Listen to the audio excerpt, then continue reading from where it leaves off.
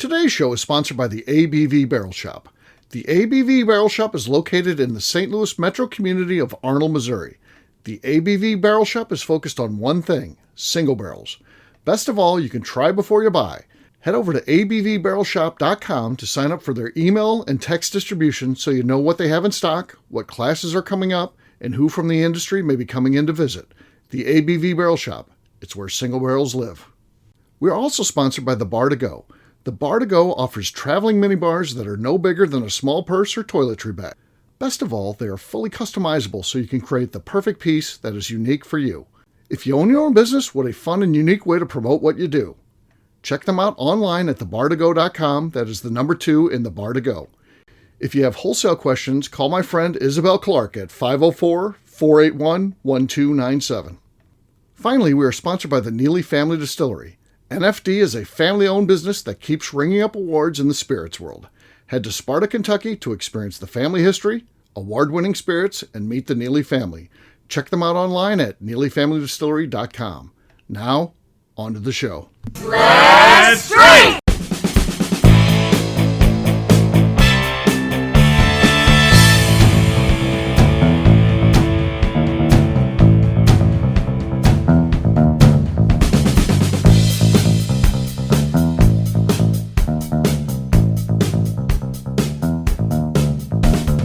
Welcome to the Bourbon Daily, the podcast about everything bourbon delivered to you every day of the week. Today on the show, we talk about whether or not bourbon is involved in Linda's summer at the Lake of the Ozarks. My name is Kathy Cole. Please join me in welcoming my co-host Steve Akeley, along with our special guests Linda Modica, Jim Gokin, and Matt Welge. Hey gang, what's up? Hey. Hello. Hey, so we're going to be talking today to Linda, find out she spends most of the summer at the lake, not necessarily every weekend, but a lot of them. So like many people in the St. Louis area or really around Missouri, there's a lot of folks that go there. One time I had a guy, when I used to work for a company in Springfield, he said to me, we love going to the lake. Where do people from St. Louis go for something like a lake? I'm like, we go to the lake. We go to the same lake you do. He's like, why would you go there? I'm like, it's probably the same distance for us as you, right? Right. I mean, yeah. The guy lives in Springfield. He thinks he owns the Lake of the Ozarks. I'm like, if you looked at where the money is from, if you could look at it around there, I bet, and you could do a map.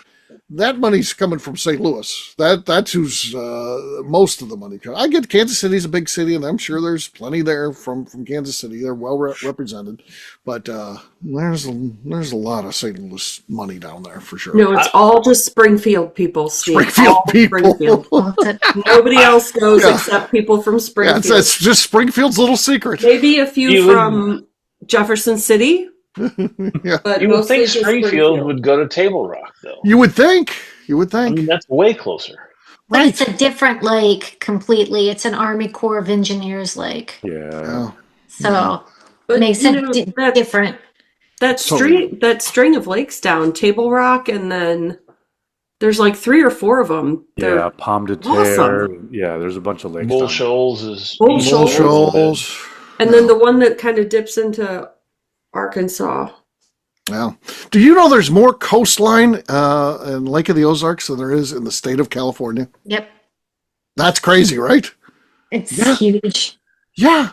So people wonder, like I said, I always like to qualify. When we say the lake, we're talking about Lake of the Ozarks. That's the lake. If you have to qualify the other ones. I'm going to Bull Shores. You would say what lake you're going to. If you just say generic, the lake, and you're in Missouri, it's Lake of the Ozarks. So, and it's nothing. If you watch the show, you have no feel for it whatsoever. It doesn't look anything like that. The city's not like that. It's not run by a bunch of hillbillies.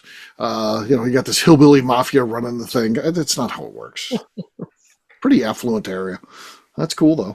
But we'll talk about Linda going down there and, how much does bourbon play into this? And, are they drinking it at the house? Are they drinking it outside? Are they going to places? Is bourbon served? We'll get to that after the break. For right now though, KK said there's something she want to talk about. What is that, KK? So I started drinking bourbon probably in the early 2010s. Okay. And doing the bourbon trail, Mm-hmm. going to all of the places. Yes. And I'm just going to admit, my palate sucked. Okay. But I wanted to be, and I wanted to be supportive of all the places that I went. Okay. So my collection has maybe a dozen bottles of undrinkables. Right. What do I do? Yeah. Yeah. Use it as a teaching tool with friends when you're I think holding so. court. I think so too. When the queen is holding court, you're like, "Here's a popular one. You all think this is great. Right. Now try this." Yeah. But some of them they wouldn't know. They were That's just fine. young distilleries who hadn't That's fine. found their footing. Are they still around? Yes. And some of them still haven't found their footing. They still suck. Yeah. Yeah. Do they have a really nice bottle? Yes, but they don't make.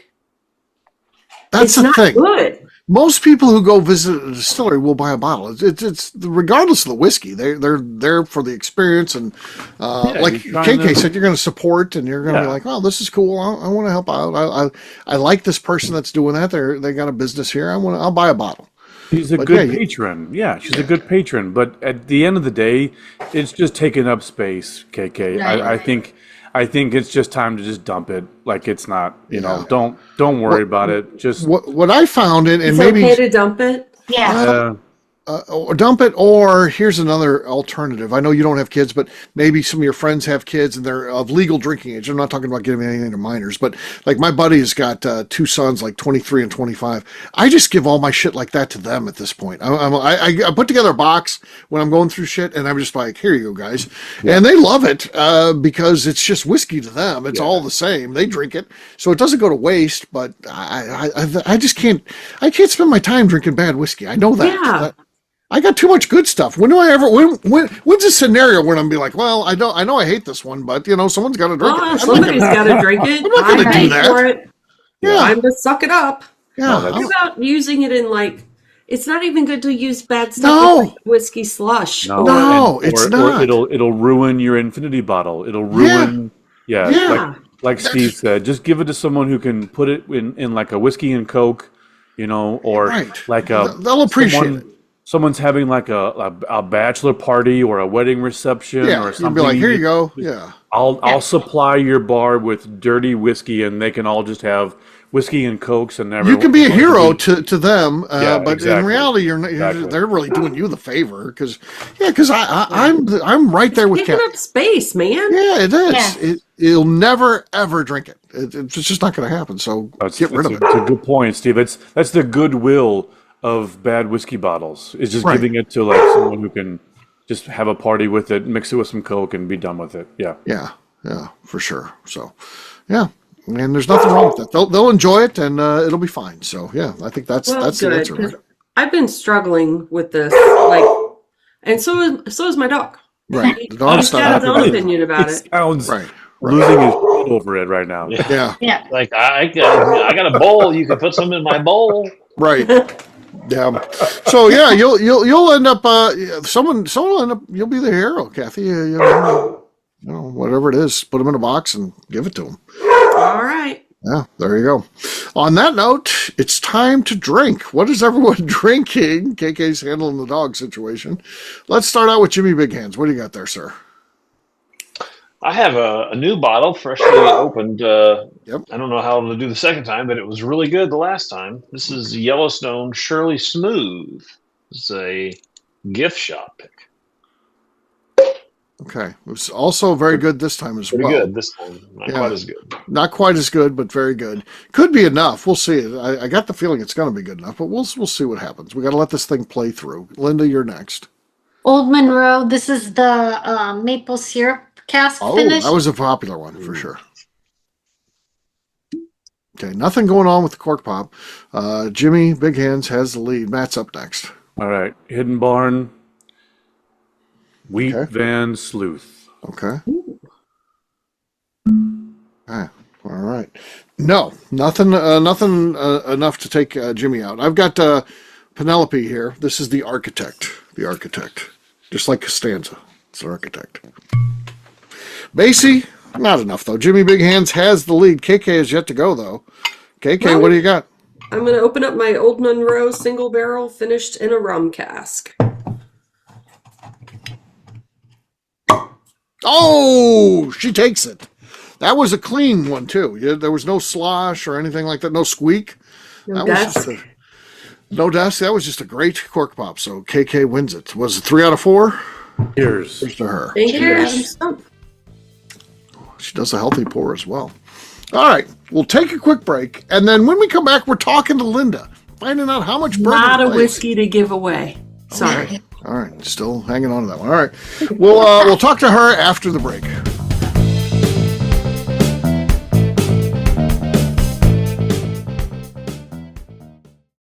Okay, let's talk about the people that make these shows happen.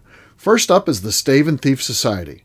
Via their in-person class at Moonshine University in Louisville, Kentucky, the Stave and Thief Society is the place where you, a bourbon enthusiast, can expand your knowledge and emerge an executive bourbon steward. In 2017, I completed my executive bourbon steward certification. It's the most comprehensive bourbon certification available and connects you with an expansive network of bourbon enthusiasts and professionals.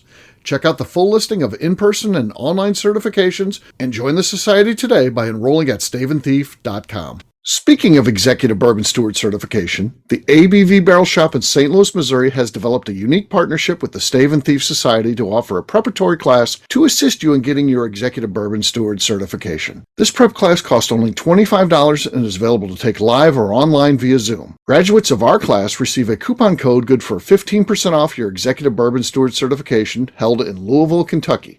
This saves you almost $90. Additionally, you can collaborate with fellow attendees to split travel costs when you go to Louisville. If you're interested in signing up for the class, simply head over to abvbarrelshop.com and check out the classes and events page. Last but not least, we are sponsored by Neely Family Distillery. Royce Neely is the 11th generation distiller in one of America's oldest distilling families. A visit to Neely Family Distillery takes you through family history, where you can see all the artifacts and newspaper clippings through the years from this family that started distilling in America after James Neely arrived from Northern Ireland in 1740. Today, Royce Neely and his team are crafting some of the best spirits in America. Their bourbon and absinthe offerings keep winning top honors in spirits competitions. Recently, their absinthe made history as the first platinum winner in the absinthe category at the San Francisco Spirits Competition. Neely Family Distillery is definitely a bucket list destination if you are a bourbon fan. Learn more about their spirit offerings, visiting their facility, and the awards they have collected over at NeelyFamilyDistillery.com. And now, back to the show.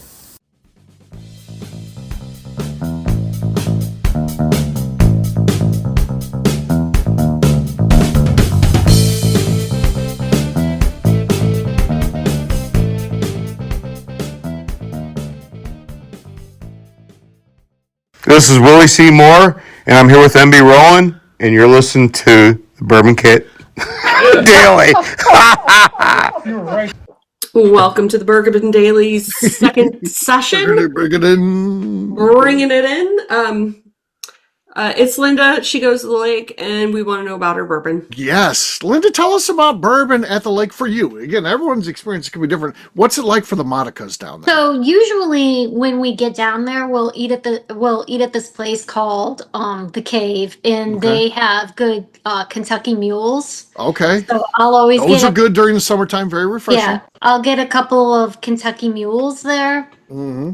Back at home, I do have a bottle of the Jim Beam pineapple. Okay. That I will drink, but that's one you can drink outside if you got the ice on it. That's what's nice.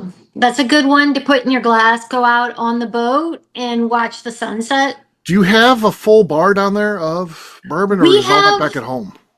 No, we have. You guys got a lot of bottles. You guys got a lot of bottles. Yeah, we have some down there, but not a lot down there, and we have a lot of other things too down there. Okay. We do go down there in the winter too, which is an unusual thing. Like not everybody does that. And we'll drink more bourbon, obviously, when it's colder down there. Right. But so gas stations on the lake sell slushies, and they can sell them to your boat, as long as they put the alcohol on the side, and you can mix in your shooters of coconut rum into Miami Vice and have that. So on the boat, we're not so much drinking bourbon unless we're doing like a nighttime thing. You get a pass on this kind of stuff. I always, people have been critical of me, like on vacation in Florida at the beach, and I'm stop at the tiki bar and get, who knows, could be a strawberry daiquiri, something like tequila sunrise or whatever. But you're not going to drink a bourbon down there. It's just not going to happen. They don't have it, or if they do, they got crap bourbon. You're just better off just embracing what's going on, And I agree. On the boat, it's more geared towards those type of drinks. So when you're stopping to eat places like Margaritaville and stuff like that, you're usually doing pain in the asses or something like that. Usually, right? A margarita. Yeah. Margarita, yeah. Like in the evening, so you've watched the sunset and all that, and everybody's kind of still feeling good. Is there like board game nights, or what are you guys doing? Oh yeah, we definitely have board game nights. Is bourbon during that? Would that the drink of choice be a bourbon or something like that, or not? Usually not in the summer. At night, we drink a lot. We drink a lot of high noons, like on the boat and also back at the cabin in the summer. What's a high noon? I don't even know what that is. It's like vodka. Like a White Claw. Yeah. White Claw. Oh. Yeah. Sad. It's vodka and this breaks my heart. Yeah. Yeah, it's too bad. And then we have a bunch of crap that people always leave that come. Yeah. Come, Okay, to so visit. this is another way I can get rid of my bad bourbon. Just go hang out with the Monicas. Right. Yeah. We have right now in our fridge, Smirnoff Red, White, and Blue. It's like a bomb clock with alcohol in it. Oh. And they'll hurt your tummy. Yeah. It'll hurt your tummy. It'll hurt your tummy because it's my all tummy. My tummy. Yeah. Tastes like metal.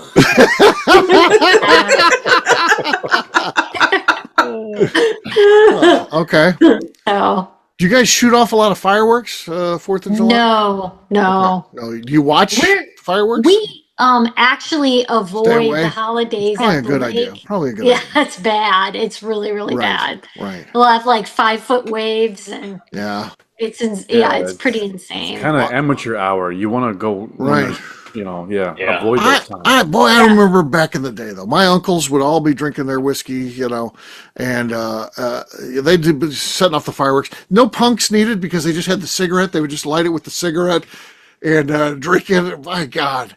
And then every once in a while, one would fall over. We'd all be sitting up in lawn chairs, the old school lawn chairs with the webbing. You know what I'm talking about? Yeah. And every once in a while, because they're drunk, one would get kicked over and shoot straight towards you. They'd be like, incoming! Scrambling with the lawn chairs.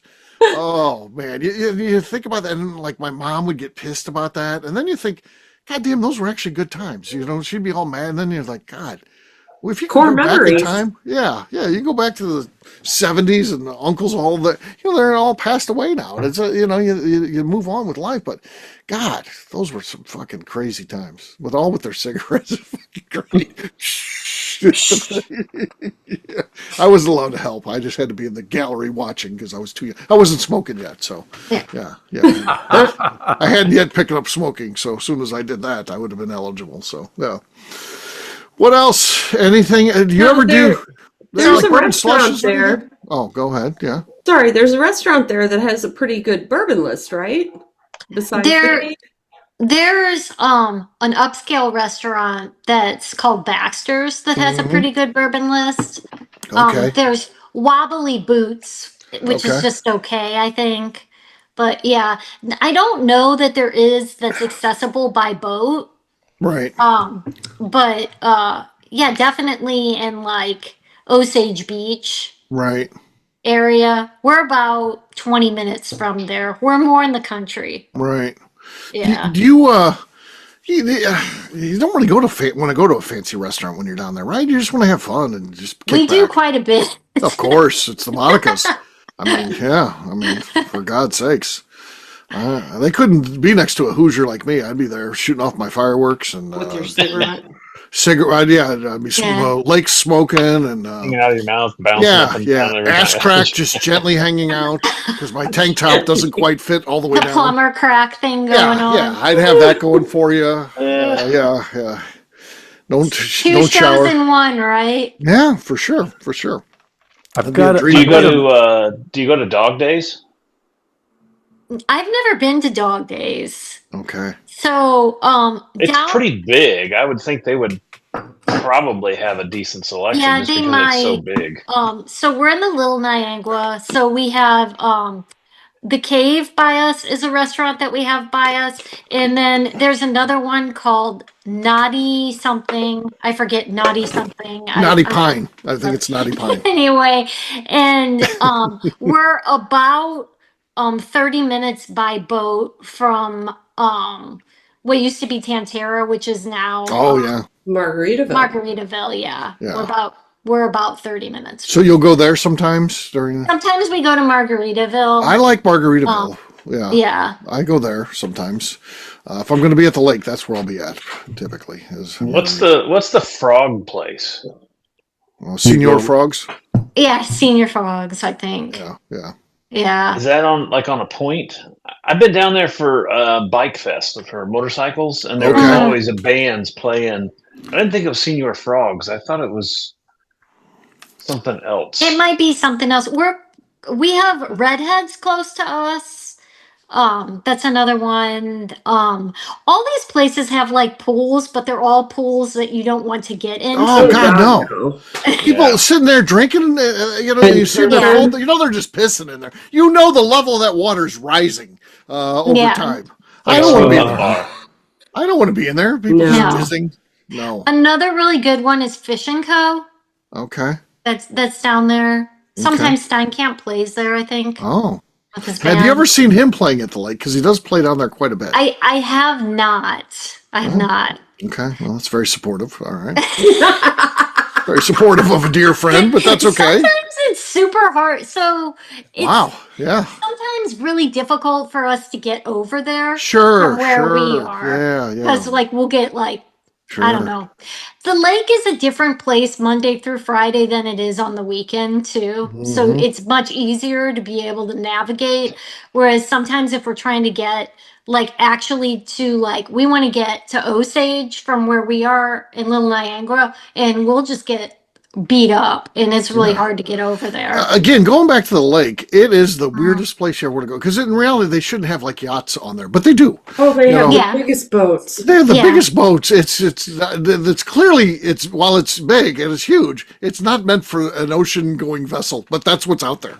Yeah. No laws. Yeah. You can have whatever size. Yeah. Oh yeah, we have a jet ski. That's a lot of fun. Right. I have $1 million idea, or maybe not. Okay. Maybe not $1 million, but these cities they have these bicycle bars. Have you seen these? Yes. You get 20 ladies, and they're all pedaling while they're drinking. In Key West, it's in Key West. They got those. Okay, do they have a paddle boat version of this? I'm thinking Key West does. Do they have a boat? Yeah, it's like a little round float. You can have 11 people on there, because if you get 12, then you got to have a special license, like an ocean-bearing license, at least in Key West. Yeah. You can only have 11. So a big inner tube on the outside, and it looks it's like a big inner tube, and it's a minute. Circular bar in the middle, and you're sitting around that, and you're pedaling. Yeah, I'm just imagining a big yacht just barreling by, and then 20 ladies just all capsizing. Iceberg straight ahead. So you will see people will charter boats for bar runs for bachelorette parties and stuff. You see that all the time. Sure. They'll just go from bar to bar on chartered boats. Yeah. Follow them. Yeah. Do you go down most of the time just you and Matt, or is it usually other couples? It's family time usually, but we do have friends come down, but it's a big family thing. Right. They invite me, but then there's always an illness that weekend that they can't. We gotta talk dates. It's always I'll be okay, I can be down there. They're that's perfect. We'll put it on the calendar. Then it's time for it, and they'll be oh, bad illness, bad. My tummy hurts. You can't. Oh, my tummy! I'm quit drinking that bomb pop vodka, and you'll be fine. yeah, you'll be fine. Just stop it. So, yeah. So. But it's a good time. We have a lot of fun. Okay. A lot of our neighbors aren't even from It's funny. So we have a house now. We did have a condo before, and Right. a lot of people aren't from Missouri even. Okay. Where are they from? Idaho. Like, Oh. we've had 2 neighbors from Idaho that are both corn farmers. Wow. In the condo, we had one, and then we moved into the house, and we There's have another Great one. Lakes in Idaho. Why do you think they don't go there? I don't know. Huh. And then, yeah, like, it's crazy. Like, It is crazy, right? Nebraska and stuff, they come from Yeah. all over. Yeah, more corn farmers. The corn is where it's at. You're just be a corn magnet. So end up at the lake. So fair enough. Well, there you go. There's a little bit about Linda and bourbon down at the lake. So very good stuff. We'll wrap this one up as we always do by talking about where people can find us. Matt, we're going to start with you. Where can people find you? Yeah, you can find me across all socials at Whiskey Tequila Fridays Podcast. All right, Linda. Linda Monica across all socials. Gokin. I'm on Facebook at Jim Gokin and Instagram at Jimmy Big Hands. All right. KK. Rude. I'm on Instagram at KK Cast Strength.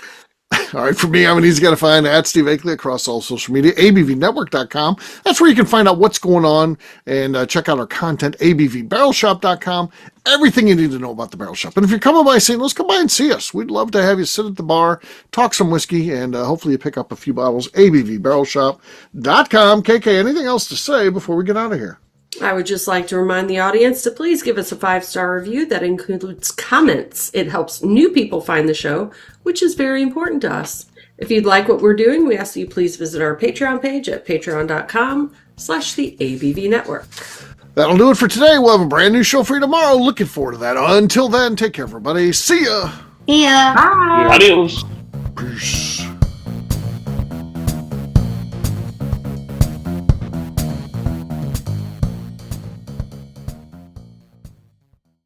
Before we let you go, let's talk about one last thing. The ABV Barrel Shop in the St. Louis community of Arnold, Missouri. The ABV Barrel Shop is focused on a couple of things. First of all, single barrels.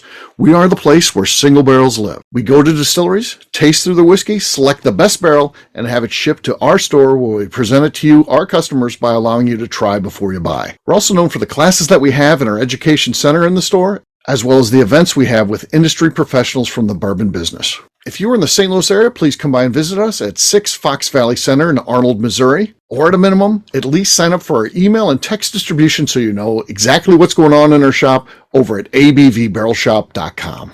This is Steve Akeley, owner of the ABV Network, signing off. We thank you for listening to our programming and truly appreciate your support. The Bourbon Daily is part of the ABV Network. For more information or to become a sponsor, please visit abvnetwork.com. Thanks for listening and cheers. This has been a Steve Akeley production.